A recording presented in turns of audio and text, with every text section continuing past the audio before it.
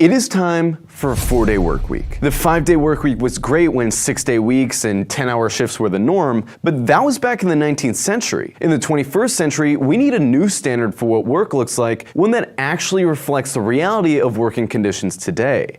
First of all, I think it's pretty obvious that we work way too long. I don't think I really need to say much on this besides the fact that you never really hear anyone complaining that the weekend is too long or that they'd rather be at their job right now. And on top of that, between weekend laundry and chores and errands, it's not like we're not doing work on the weekends. Given all this, it should come as no surprise that the idea of a 4-day work week is overwhelmingly popular. In a recent survey conducted by Newsweek, 71% of American workers said they supported a 4-day work week. Notably, 22% were neutral on the idea, meaning only 3% were actually opposed. Another survey by Jobless, a company that helps workers find jobs, found that 94% of workers want a 4-day work week. A Washington Post survey found that nearly twice as many workers preferred a 4-day week to a 5-day week. Now, there's gonna be a very vocal minority out there that says if we have a 4-day work week, we'll become much less productive, that work won't get done, but this is just wrong. In the largest 4-day work week experiment to date, 3,300 workers in the UK at over 70 companies got a 4-day work week for 6 months. The study had a 100-80-100 model, meaning workers got 100% of the pay they normally get for 80% of the hours, and in exchange, they continue to put in 100% of the effort they usually put in. A staggering 95% of the companies that participated reported that productivity levels were the same or higher than they were under the 5-day work week, and 92% of the companies that participated said they would make the 4-day work week a permanent thing.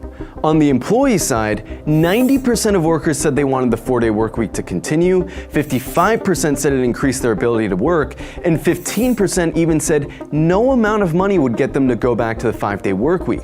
In the words of one participant, the 4-day week simply makes you happy. Speaking of which, let's think about the mental health benefits of this. So many people, especially young people, struggle with depression, anxiety, people have trouble focusing, they're stressed out, they have no sense of purpose. How much of that do we think is rooted in our jobs? Imagine what it would feel like if we had an extra day to go outside, or go to the gym, or vacation, or be with friends and family. In fact, you don't even need to imagine, because that experiment they did in the UK showed a 54% reduction in negative emotions among participants. 71% of participants said they felt less burnout. The proof that a 4-day work week is not only possible, but necessary is overwhelming, which is probably why there's a growing movement of people who are saying the time for this is right now. Bernie Sanders recently wrote an op-ed calling for a 32-hour work week with no reduction in pay. Sean Fain, the president of the United Auto Workers Union, one of the largest unions in America,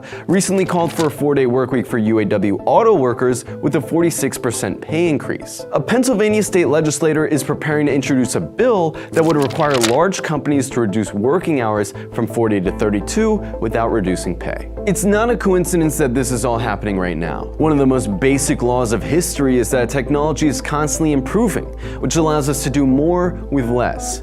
For example, the world's first computer weighed 30 tons, took up 1,800 square feet of space, and required 186,000 kilowatts of power to do approximately 5,000 operations a second. An iPhone 12 can do about 11 trillion operations per second, fits in your pocket, and you can pick one up right now for around $300. You can see the same trend in digital storage, medical technology, TVs, or just about any electronics. They get more powerful, smaller, and cheaper with time. And when you think about the technology that's coming out today, AI technology, nanotechnology, the Internet of Things, we may very well be headed for what could be a highly technological society where there's no longer a need for humans to toil away doing menial tasks. This all begs a very simple question. If technology has made the average worker way more productive than ever before in human history, why are we still working the same hours as workers from the 19th century? If a worker today can produce in 20 hours what a worker 100 years ago could only produce in 40, why do we still work the same 40-hour work week? The demand for a shorter work week isn't based on laziness or